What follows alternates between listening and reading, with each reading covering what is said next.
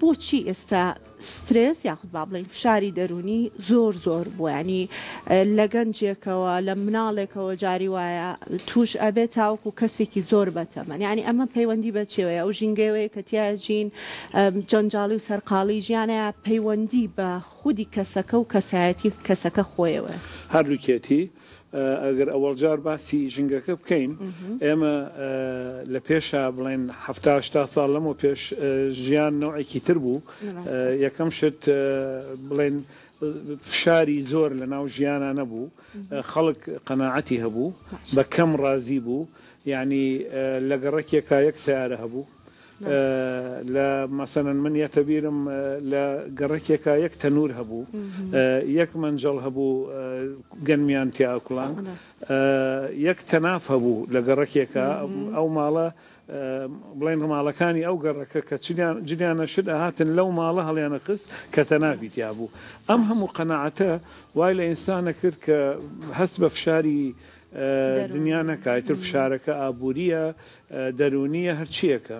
ئێستا گۆڕاوە تەبیعەتی ئینسان گۆڕاوە زروفەکەش گۆڕاوە دنیاکە بووە بە دنیایەکی مادی پێشبڕکەیەکی زۆر هەیە لەسەر هەرچی شتێک بێ لە ژیانە یعنی جاران تۆ بەدەگمەن ئەتویست یەکێک بچێ جامیعەتەوە و کایە بچێ ماستەر بخوێنێ ئایستا بە سەدان کەس خۆدانزان ئەو شتەکە لەبەرەوە تەمان شتەکە پێشبڕکێشی تایە چونکە بەشی هەموو کەسێکی تیا نییە و بەر هەموو کەسێکیش ناکەوێ خەڵک پێشبڕکەیەکە ئەم پێشبڕکەیە ئەبێ بە هۆکاری سترس لە ناو ئینسانە طبعا جاران بە ئاسانی ئیشت دەسەکەوت بڵێن حتا قەیناکە بە پارەیەکی کەم بەڵام ئیشت دەسەکەوت ئێستا هەموو کەسێک ئیشی دەست ناکەوێ لەبەرەوە دیسانەوە ئەوش سترسێکی کەیەکەوە بە ئاسانی ئیشت دەست ناکەوێت کاتێ لێرەیە ئەمامان باتە لای پرسیارە یانی دڵنیامەوە پرسیاری بینەرانیشە هیچ ڕێگایەکە ئێمە خۆمان قەنەعەت بە خۆمان بێنین ئەنی کۆنتترۆلی خۆمانی پێ بکەین ئەوەی کە لە کوردەواریاڵێ پێ بە قەربەڕەکەی خۆت ڕاکێشانی ئەوەی کە هەتە مرۆڤ قەنەعەتی پێ بکانە هەمیشە چاو لە سەر و خۆتەوە بێ و خۆ تووشی فشارێکی دەرونی زۆر بکەیت. بەڵێ قسەکەی جەنابەت ڕفت یەکەم لەگەڵ هۆکاری دووهەمی شتەکە چکە من هێشتا تەواو نەکرد هۆکاری دووهەم پەیوەندی بە خودی کەسەکەەوە هەیە بەعزە کەس خواوا دروستی کردووە بە تەبیعەت قەناعەت بە شت ئەکا و بەعزێکیش هەیە نەخێر زۆر تەماهی تایە و زۆر با بڵێن حەزەکە کە دائیمەن تێبکۆشێ و باشترین شتی دەستکەوێ و ئەم ناوەشتانە لەبەرەوە بەڵێینەوە سەر قسەکەی بەڕێزت ئەگەر ئێمە هەوڵ بدەین خەڵک وا لێ بکەین کە بە بەشی خۆی ڕازی بێ بەڵام ئەو معنایەوە نییە ئیتر تەواو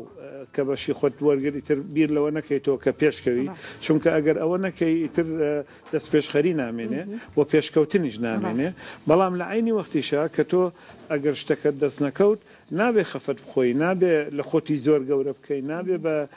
ڕوخان حسابی بکەیت چکە تۆ نەگەیشتووی بە ئامانجی خۆت ئەمڕۆ ناسبینێ سبینە نادووسبەی ئێستا دەست ناکەوێ توانات نییە ماوەیە کە ئەو توانانە تیا دروستە بێ لەبەرەوە وردە شت ئینسان ئەگاتە بڵێن ئامانجی خۆی ئەگەر ئامانجی هەبێ وە تێ بکۆشێ بۆی بەڵام ئەگەر نەخێر هەرویستی لە پڕێ بێ بە کوڕێ ئەوە تەمان ئەکەوێتە سترسەوە و ڕەنگە هیچیژی